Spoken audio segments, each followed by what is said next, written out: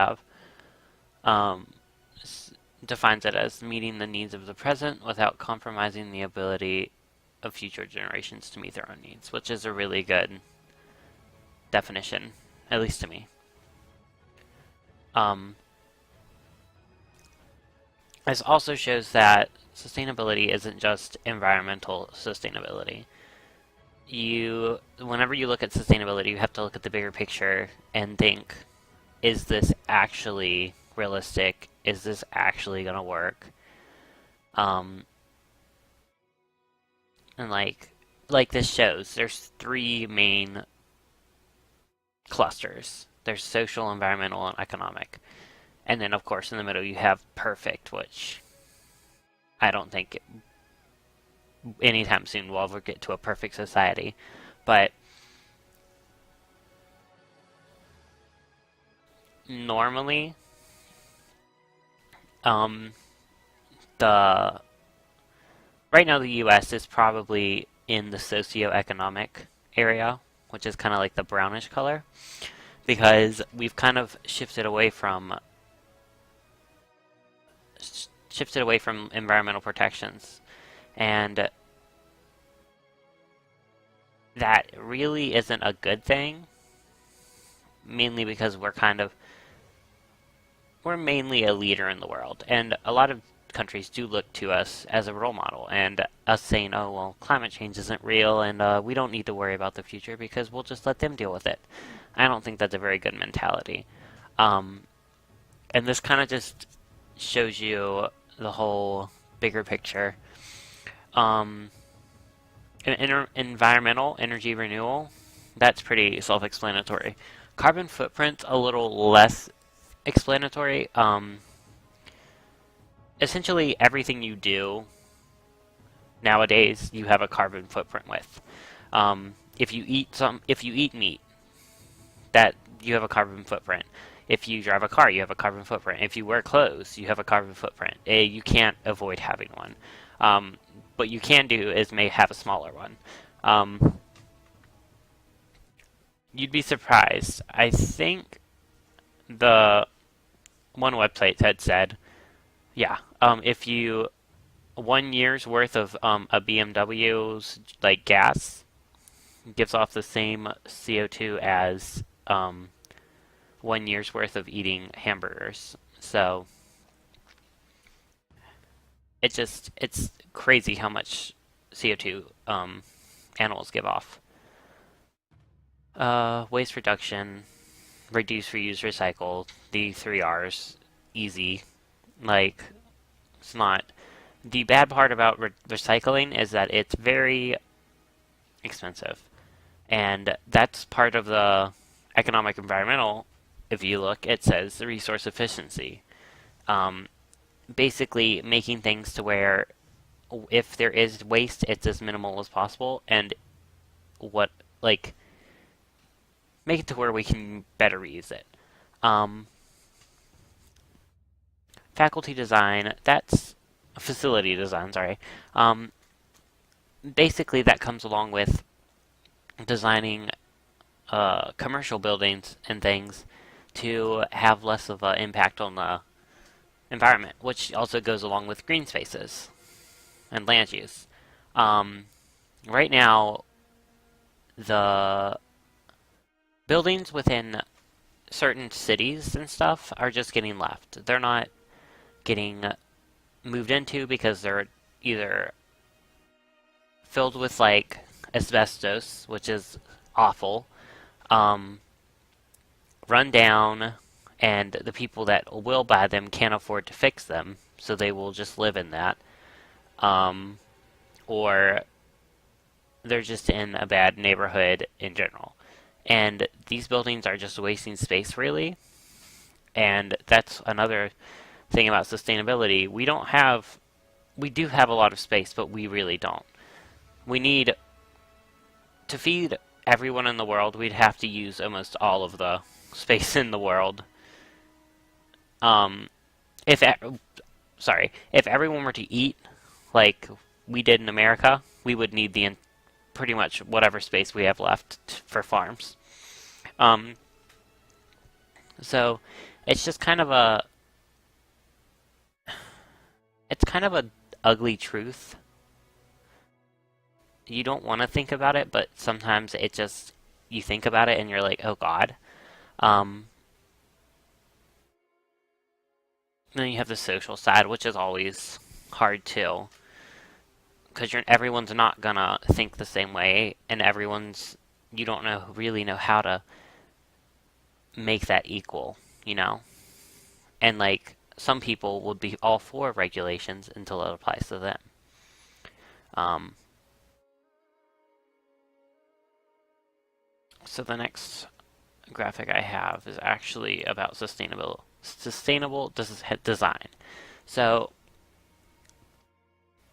in this picture we have a house, and this house was designed to basically make the most out of everything. Um, you can see that it has a winter sun and a summer sun. So the reason it has that is because the winter sun and the summer sun are in two different areas. The winter sun, it's cold, and to use less power during the winter, there's such thing as a passive design, which it helps it helps heat a room naturally with sunlight. And that's why you can see the arrow pointing into the room rather than pointing at the solar panels.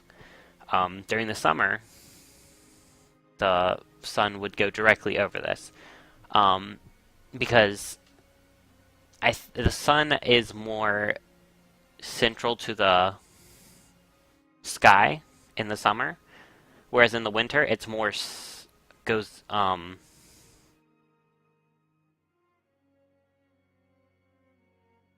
it rises in a different area.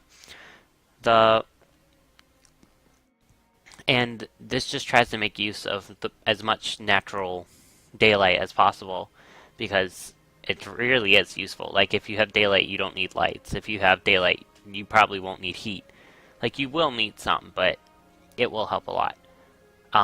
Usually, sustainable design houses use heating with water and solar panels, and what it'll do is it'll circulate water up through the solar panels and then heat the water that way, and the walls will be warm with the water.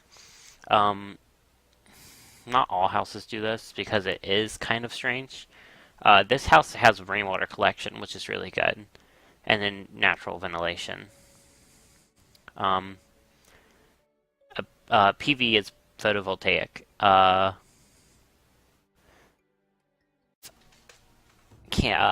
Aerosol is well, okay. The main problem with ozone is hollow carbon refrigerants, solvents, propellants, and foam blowing agents (CFCs). Um, they mix much faster than the molecules in the atmosphere can settle, and once they're in the stratosphere, they release halogen atoms through photodissociation, which basically means the light from the sun breaks them down. Um, they break down the ozone, which is O3, into oxygen, which is O2.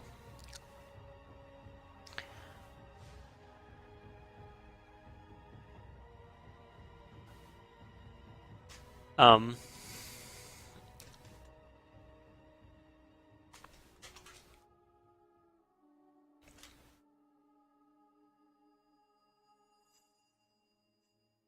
so,